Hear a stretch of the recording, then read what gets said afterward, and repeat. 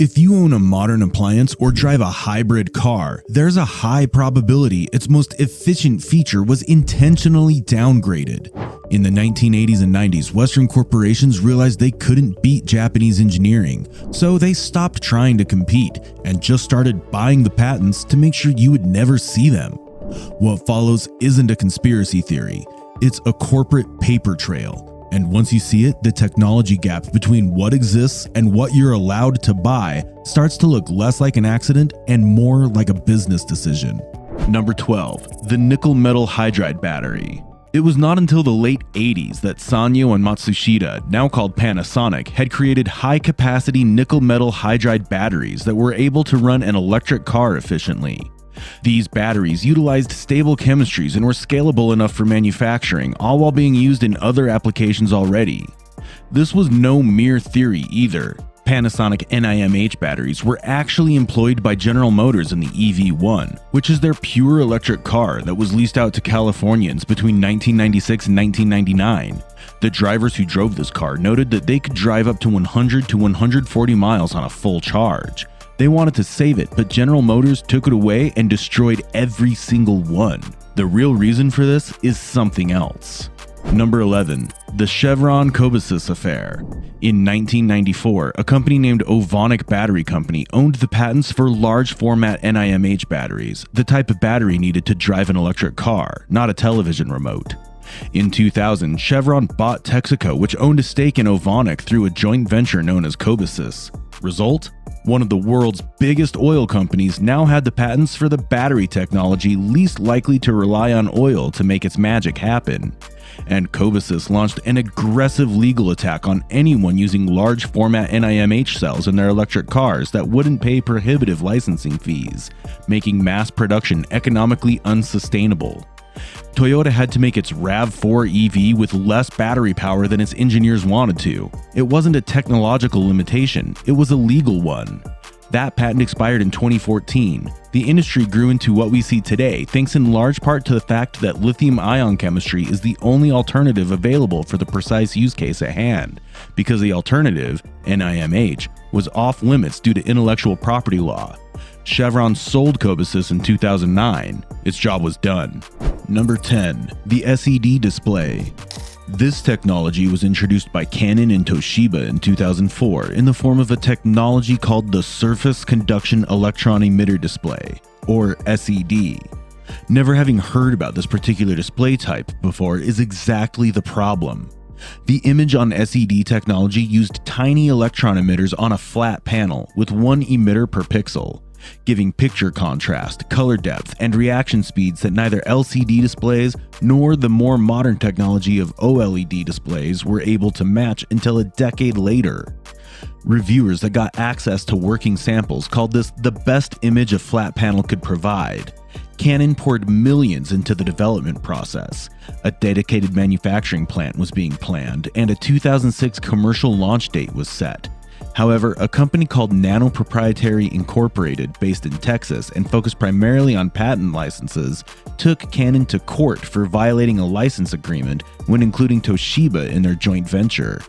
The trial lasted for several years, and when it ended, the possibility of launching SED displays was out of the question. With global manufacturing capacity for LCDs, a much more expensive and difficult to implement solution was ruled out.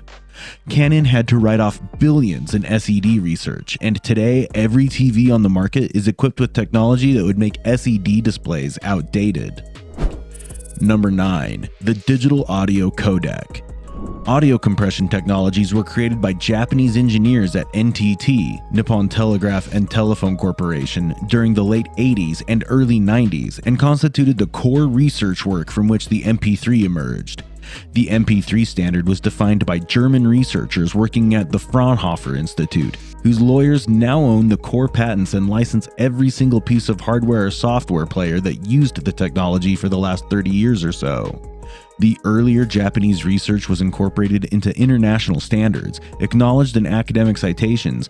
NTT engineers designed the technical framework. The lawyers at Fraunhofer turned it into a profitable venture. Number 8, the Lost Decade Fire Sale. During the period from 1991 to 2001, Japan saw its asset bubble burst. Real estate lost 2/3 of its value. The Nikkei stock index was cut in half compared to its previous peak level. Corporations, which during the 70s and 80s invested in developing the best research and development portfolios, found themselves desperate for funds. Intellectual property, which has no associated cost of maintenance and does not create any income until licensed, became one of the first assets on the chopping block.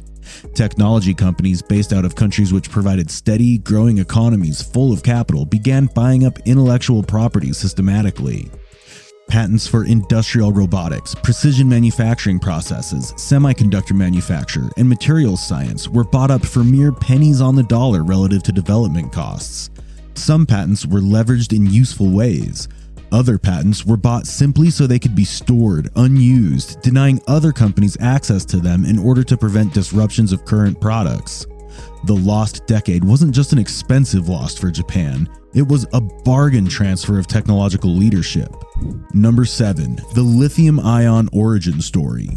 The core chemistry of the lithium-ion battery, the power source for all electric vehicles, laptops, and smartphones in the world today, was invented by Akira Yoshino at Asahi Kasei in Japan in 1985, and he won the Nobel Prize in Chemistry in 2019 for his pioneering work.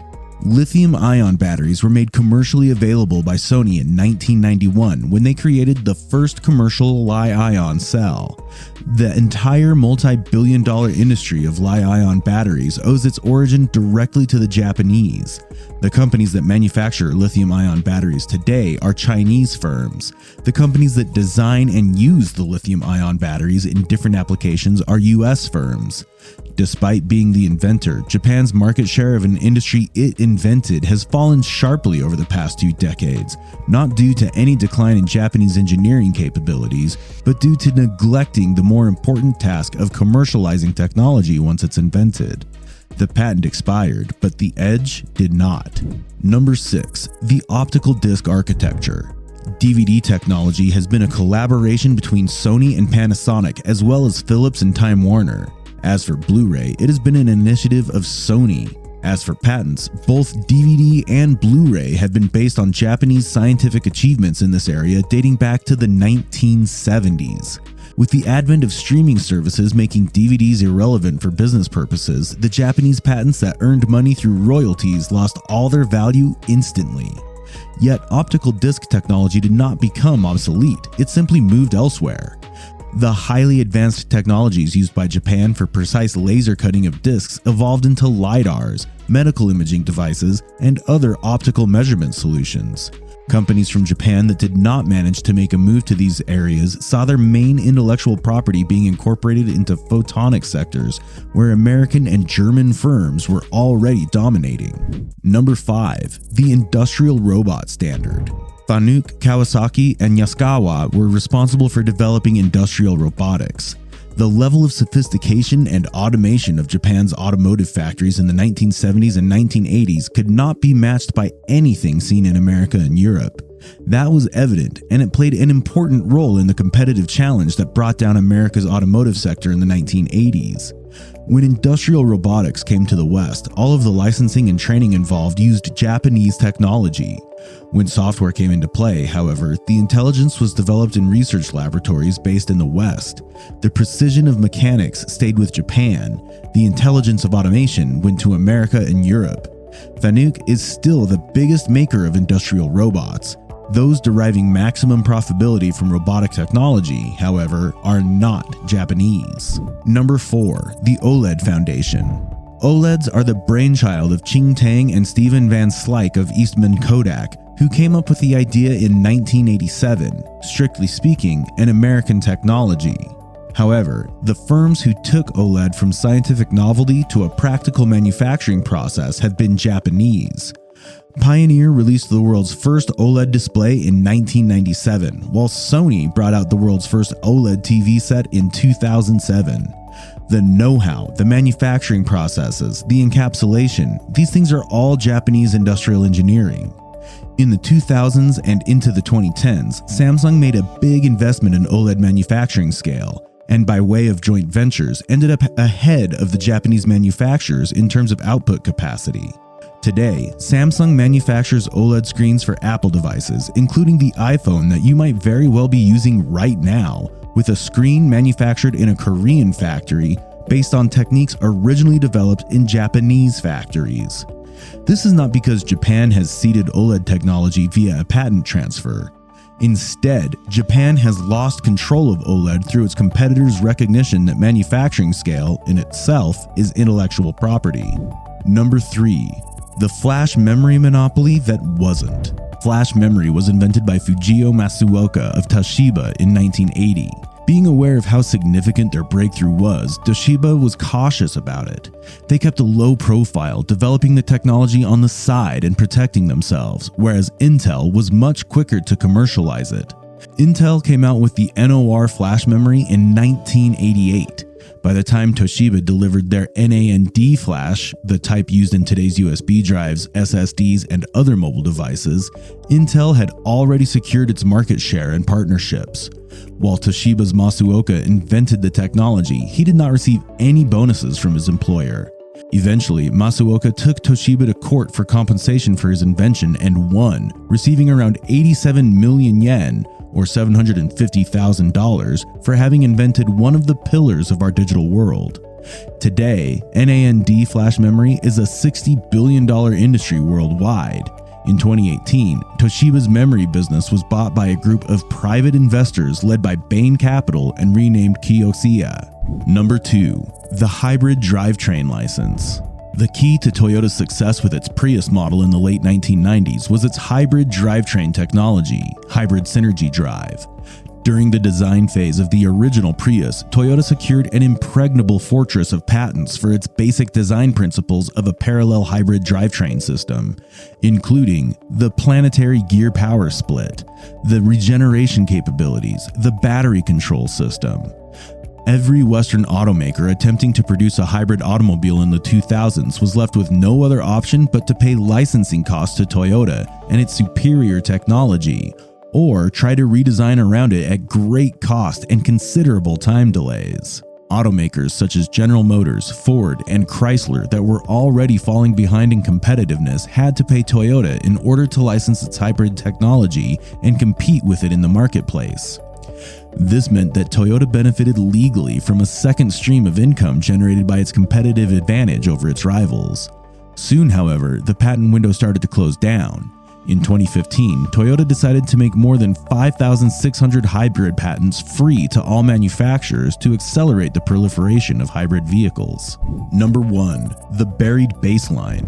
The cumulative effect of all this isn't visible in any single product or any single acquisition. It's visible in the baseline, the invisible floor of what consumer technology is allowed to be. The battery in your car charges more slowly than Japanese engineers demonstrated was possible in the 1990s. The display you're watching this on is not the best display that existed in a working prototype before 2010. The patents that could have made flash memory cheaper, hybrid vehicles standard a decade earlier, and electric vehicles viable before the infrastructure existed to support them, many of them passed through transactions that served interests other than getting the best technology to market as fast as possible. This is not speculation. It's a reading of acquisition records, patent filings, and litigation histories that are publicly available and largely unread. The technology you use every day was not shaped purely by what worked best. It was shaped by what was allowed to reach you, and by whom. Corporate sabotage didn't just bury Japan's tech. It changed the baseline of what you're allowed to buy today. But what if the real genius of Japan isn't hidden in a corporate vault, but sitting right in plain sight inside an ordinary morning? Watch this next.